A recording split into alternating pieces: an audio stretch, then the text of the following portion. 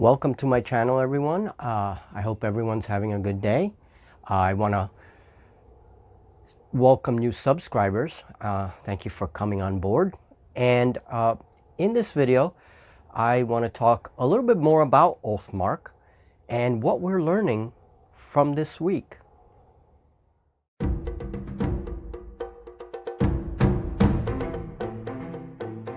Okay, so this is our Oathmark week, and we're in the middle of the week, Wednesday. And today we won't be having a game because I'm going to be preparing. We're still painting models, and I suspect that's going to continue for a while until I get all of those models painted up, all the models that we got for Oathmark.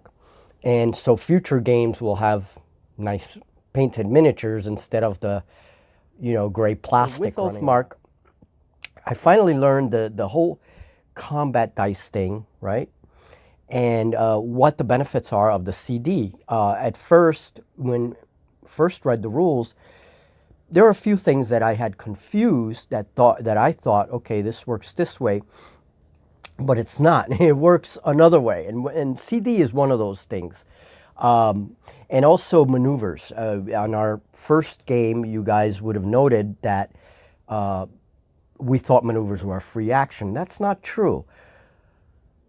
It's a free action if it's only when it's a pivot with a single model.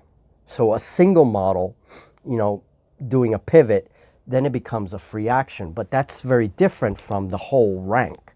Once you're talking about the whole rank and file system, then those units, you pay for your maneuvering, you pay in action. So that's very important. And then with the CD, one of the things that I got confused about is, of course, the CD is a factor. It's a multiplier.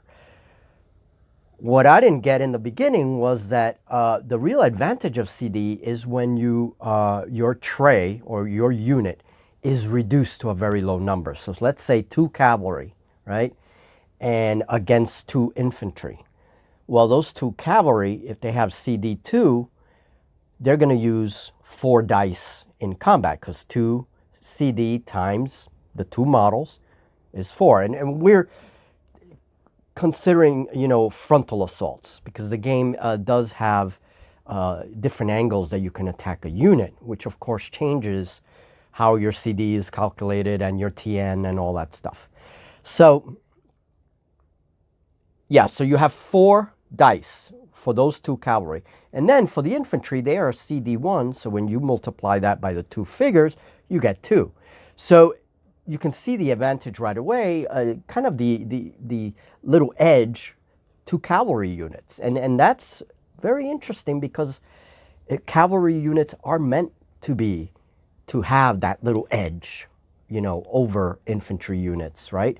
Unless, of course, you start talking about spears and all this other stuff. But barring all that, all those things that are designed to defend against cavalry, cavalry does have that little edge, right? Depending on the faction and all this stuff. And the rule of 5. And that's very important. That's something I learned recently, again, through my subscribers. And I can't thank you guys enough for being kind and just pointing out what was wrong. But not, being professional about it. But the whole cap, you can't have more than 5 attack dice. This is very cool because it makes things easier, actually. We were kind of making things difficult for ourselves in the first game. You have that cap, and so now you know all the time that you're going to have 5 dice as long as your front rank is complete. Right? And it's what's going to change is the TN, the target number, depending on whether you're attacking from the sides or depending how many ranks of figures you have past that front rank and all this stuff, right? So you're going to modify that number by various conditions on the field. And that's what we're learning right now. I think that's where we forget the most things, and then morale, that's another thing, as someone pointed out, I think I actually may have confused the two. In the video, we were actually rolling morale, but I rolled activation instead, or I said that.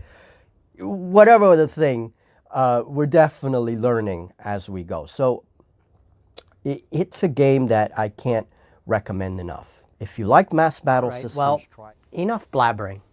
Let's go back to the craft tables and check out what I'm doing. And here is my painting bench, which I will have to change the paper there very soon. So as you can see, we've been very busy painting. And these are going to be the Oathmark markers. So these are monuments that are exist in one of the scenarios. So I'm preparing them, trying to make them as simple as possible. Okay, and here's a really cool one. And we're going to add some texture paste right there. And that'll be that. And I still got a little bit of dry brushing and painting to do. And this is like a sacred tree Oathmark. So, yep, we're working on the Oathmark. So maybe we get to play that scenario. Okay, so this is the new table that I'm painting. And I'm really getting into these hand-painted tables for our games. The underside of this big slab of wood is already painted. That is the table you see in most of our Oathmark games, right? But you're going to see this in other games as well. Right now I'm painting a river right through the middle of the board, and then I do, this is all done with rattle can. First I do some hand painting, and then I go over it with rattle cans. So for the river, I put a dark blue coat underneath. First, everything has to be coated in like a darker brown.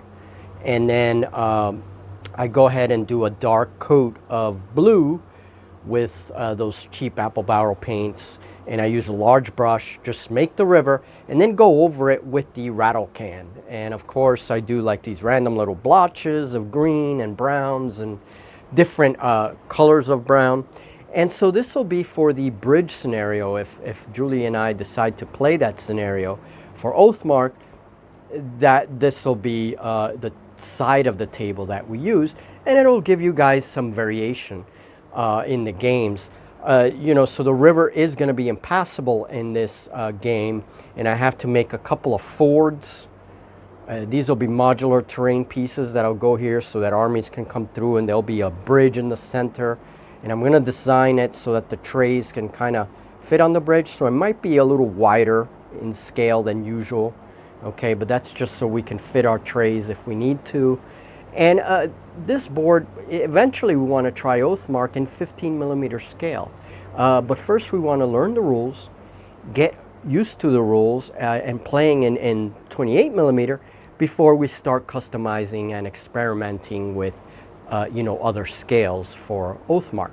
And not just Oathmark, but many other games. So there you go, folks. That's what I'm going to be doing today. Hopefully Julie will come in soon, and she'll help me kind of texture this a little bit, and we'll have it ready to go. I don't know when we're playing the bridge scenario, but this will definitely give the games a little variation. And I'm just going to show you this part here. I have all of this is going to be another game table. This is another slab. And I have all the figures that I'm almost finished putting together, a lot of the figures. And, you know, so this has become kind of a craft table. But eventually this slab could be joined with the other slab, and you'll have a nice, wide, big table if we ever want to go that big. So at least the option's there, but we have 13 feet length of gaming table, and that's way more than enough for our needs. All right, folks, thank you so much for your patience and for listening. And, well, it's time to go back to all these projects. Have a good one.